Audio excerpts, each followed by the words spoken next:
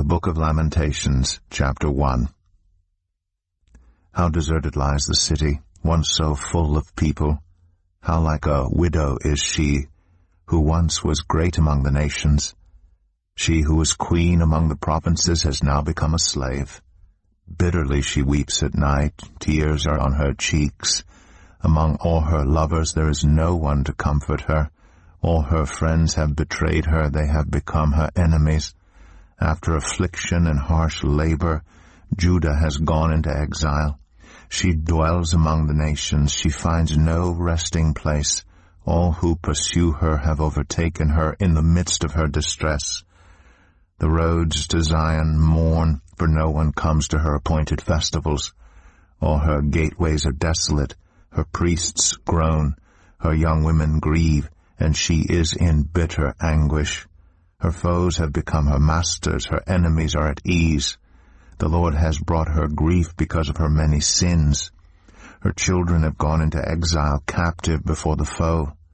All the splendor has departed from daughter Zion. Her princes are like deer that find no pasture. In weakness they have fled before the pursuer. In the days of her affliction and wandering, Jerusalem remembers all the treasures that were hers in days of old. When her people fell into enemy hands, there was no one to help her. Her enemies looked at her and laughed at her destruction. Jerusalem has sinned greatly and so has become unclean. All who honor her despise her, for they have all seen her naked. She herself groans and turns away. Her filthiness clung to her skirts. She did not consider her future. Her fall was astounding. There was none to comfort her. Look, Lord, on my affliction, for the enemy has triumphed. The enemy laid hands on all her treasures. She saw pagan nations enter her sanctuary, those you had forbidden to enter your assembly. All her people groan as they search for bread. They barter their treasures for food to keep themselves alive. Look, Lord, and consider, for I am despised. Is it nothing to you, all you who pass by? Look around and see, is any suffering like my suffering that was inflicted on me, that the Lord brought on me in the day of his fierce anger? From on high he sent fire, sent it down into my bones. He spread a net for my feet and turned me back. He made me desolate, faint, all the day long. My sins have been bound into a yoke by his hands. They were woven together. They have been hung on my neck, and the Lord has sapped my strength. He has given me into the hands of those I cannot withstand. The Lord has rejected all the warriors in my midst. He has summoned an army against me to crush my young men. In his winepress the Lord has trampled virgin daughter Judah. This is why I weep, and my eyes overflow with tears. No one is near to comfort me, no one to restore my spirit. My children are destitute because the enemy has prevailed. Zion stretches out her hands, but there is no one to comfort her. The Lord has decreed for Jacob that his neighbors become his foes. Jerusalem has become an unclean thing among them. The Lord is righteous, yet I rebelled against his command. Listen, all you peoples, look on my suffering. My young men and young women have gone into exile. I called to my allies, but they betrayed me. My priests and my elders perished in the city while they searched for food to keep themselves alive. See, Lord, how distressed I am. I am in torment within, and in my heart I am disturbed, for I have been most rebellious. Outside the sword bereaves, inside there is only death. People have heard my groaning, but there is no one to comfort me. All my enemies have heard of my distress. They rejoice at what you have done. May you bring the day you have announced, so they may become like me. Let all their wickedness come before you. Deal with them as you have dealt with me. Because of all my sins, my groans are many, and my heart is faint. Lamentations 2. How the Lord has covered daughter Zion with the cloud of his anger. He has hurled down the splendor of Israel from heaven to earth. He has not remembered his footstool in the day of his anger. Without pity the Lord has swallowed up all the dwellings of Jacob. In his wrath he has torn down the strongholds of daughter Judah. He has brought her kingdom and its princes down to the ground in dishonor. In fierce anger he has cut off every horn of Israel. He has withdrawn his right hand at the approach of the enemy. He has burned in Jacob like a flaming fire that consumes everything around it. Like an enemy, he has strung his bow, his right hand is ready. Like a foe, he has slain all who are pleasing to the eye. He has poured out his wrath like fire on the tent of daughter Zion. The Lord is like an enemy. He has swallowed up Israel. He has swallowed up all her palaces and destroyed her strongholds. He has multiplied mourning and lamentation for daughter Judah. He has laid waste his dwelling like a garden. He has destroyed his place of meeting.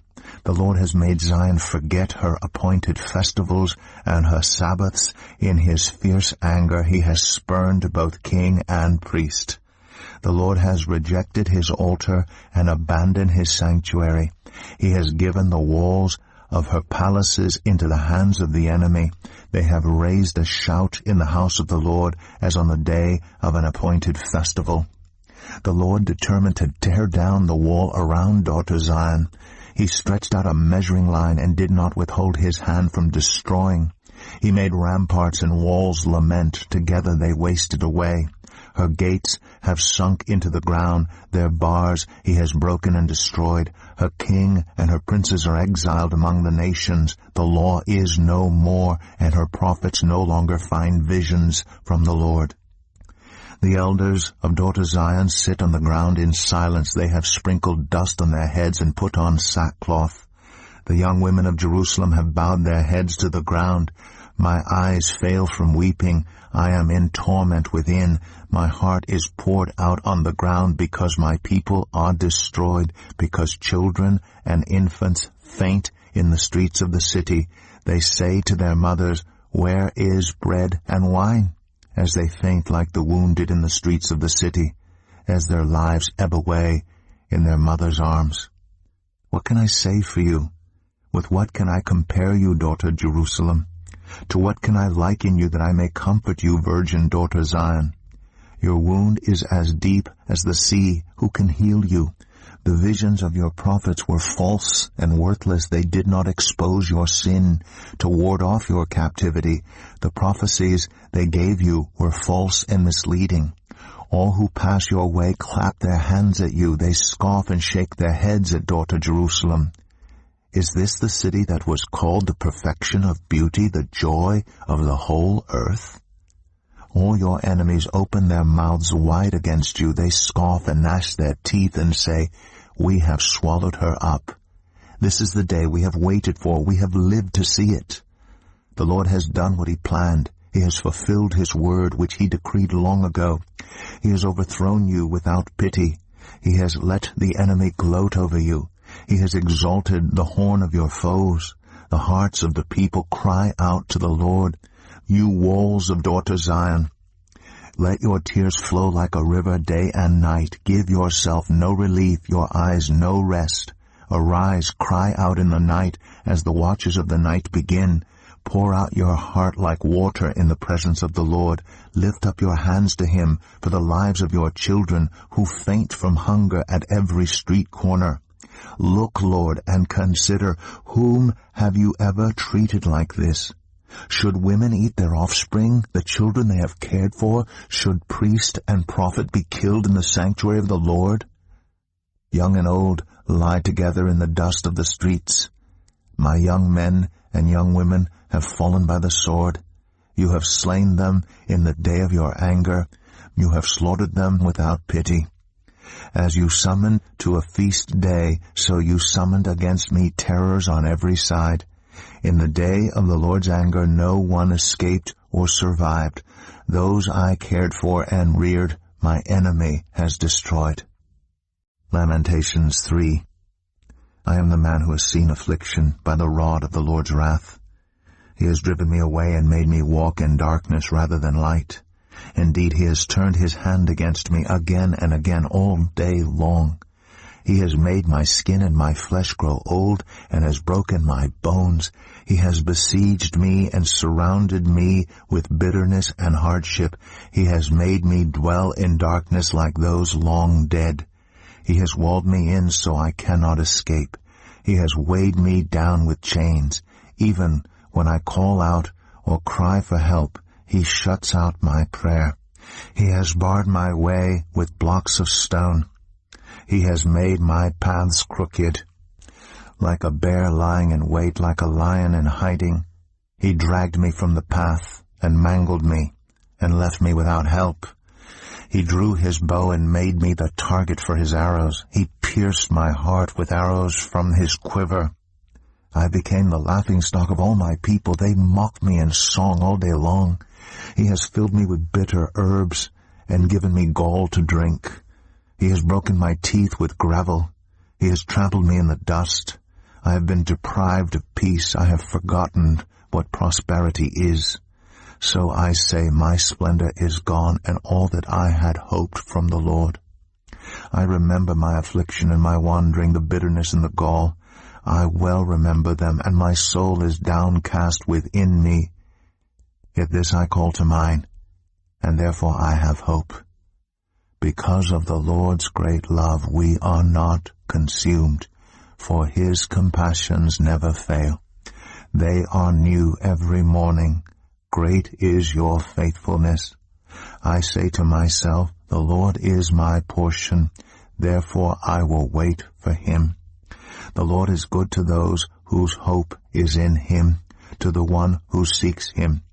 It is good to wait quietly for the salvation of the Lord. It is good for a man to bear the yoke while he is young. Let him sit alone in silence, for the Lord has laid it on him. Let him bury his face in the dust. There may yet be hope. Let him offer his cheek to one who would strike him, and let him be filled with disgrace. For no one is cast off by the Lord forever. Though he brings grief, he will show compassion, so great is his unfailing love. For he does not willingly bring affliction or grief to anyone, to crush underfoot all prisoners in the land, to deny people their rights before the Most High, to deprive them of justice. Would not the Lord see such things? Who can speak and have it happen if the Lord has not decreed it? Is it not from the mouth of the Most High that both calamities and good things come? Why should the living complain when punished for their sins? Let us examine our ways and test them, and let us return to the Lord. Let us lift up our hearts and our hands to God in heaven and say, we have sinned and rebelled, and you have not forgiven. You have covered yourself with anger and pursued us. You have slain without pity. You have covered yourself with a cloud so that no prayer can get through. You have made us scum and refuse among the nations. All our enemies have opened their mouths wide against us.